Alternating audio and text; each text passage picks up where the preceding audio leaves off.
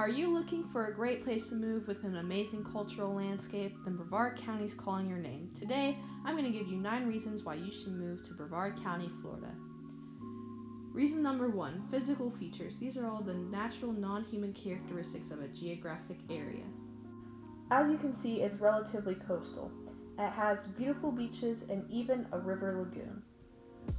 This is a topographical map of Brevard. Its highest point is at 7 meters, and its lowest point is just above sea level at 3 meters. Reason number 2, agricultural practices. These are the methods used by farmers to grow crops and raise livestock on land. This is a great example of Brevard's biggest agricultural practice.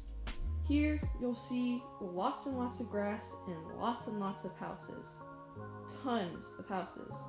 But if you take a closer look, well, you'll still see a lot of houses, but you'll also see cows. See? Right there. Well, I guess we'll have to pause the video. There. Now you can see them better. If you still can't see them, well, here's a picture. Wow! As of 2022, 1% of state agricultural sales came from Brevard County.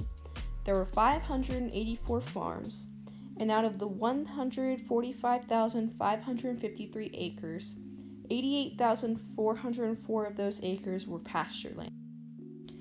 In 2022, Brevard County brought in $11,813,000 in the cattle and calves sub-branch of the livestock, poultry, and products branch, ranking Brevard 14th in the state. As of December 31st, there were 23,448 cattle and calves. So when you move to Brevard County, you can have peace of mind that your beef and milk are fresh from the farm down the street. Reason number 3, industrial practice.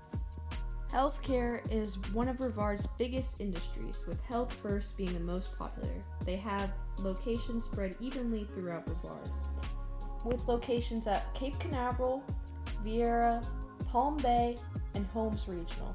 Reason number 4, religious characteristics. If you drive through any street in Brevard, you'll probably come across quite a few churches. Here's a church on New Haven. As you can see, it's called the First Church of Melbourne, but I suspect it was probably a Catholic church because of its large steeple and stained glass windows, which is usually a sign of older traditional Catholic churches. But there are many denominations in Brevard County. Here is a small Baptist church. As you can infer by the sign, it is made up of the Korean speakers of the community.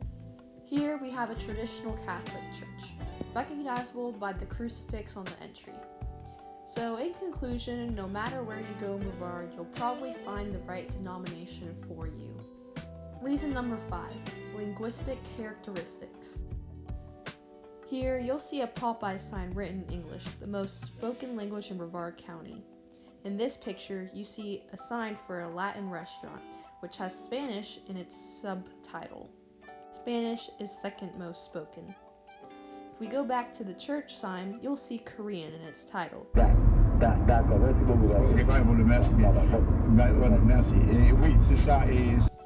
Now you're probably wondering, what in the world am I listening to? Well, this is French Creole, Florida's 3rd most spoken language, and as you can see here, on a local Christian radio station. Reason number 6, sequent occupancy. Sequent occupancy shows who had the land before who has it now. This building is made of a traditional building material, bricks, and if you look closer, it has a big modern art sculpture in front of it, which probably wasn't there when it was built. Here are train tracks which run over a major intersection at the end of downtown Melbourne. As you can see now, the train tracks aren't as used as the road is.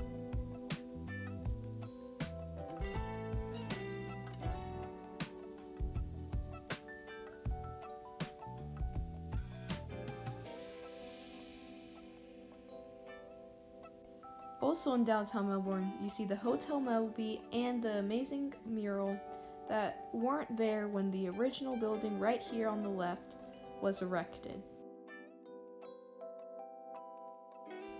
This retro shopping area was once originally a campsite.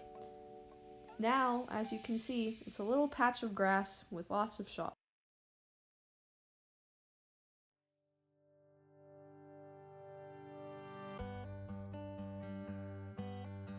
If you pause the video here, you can read about this area's cool history.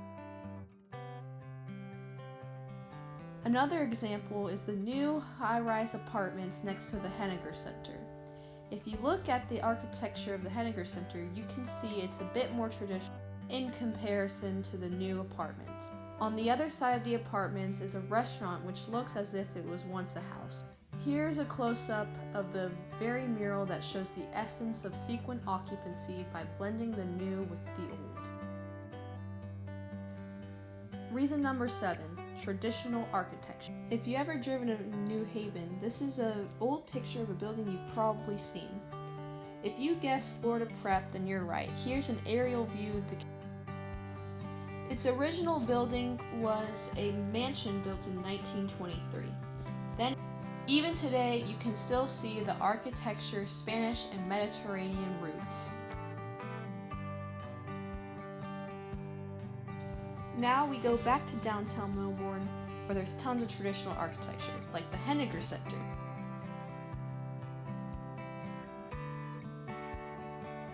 Which was erected in 1913.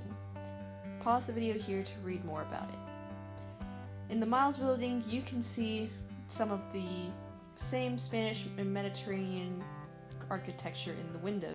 Here we see another traditional building which was originally a park. If you look closer at the building, you'll see this crest. I could not find where it's from, but if you know, leave a comment down below. To me, it seems to be a traditional coat of arms or a family crest. Reason number 8, postmodern architecture. Postmodern architecture values both form and functionality. In these recently constructed apartment buildings, you can see that they are effective for housing multiple people but are not completely without style and form. And finally, reason number 9, zoning, which looks at patterns of land use. This map of Brevard shows that developed areas shown in red are mostly around major roads. Back to the cow clip, you can see that some areas that were once zoned for agriculture have been changed to be zoned for housing. Because of the change in zoning, now these houses have cows as their backyard neighbors. And if all my amazing geographical reasons didn't convince you to move to Brevard County, maybe this picture of Cocoa Beach will.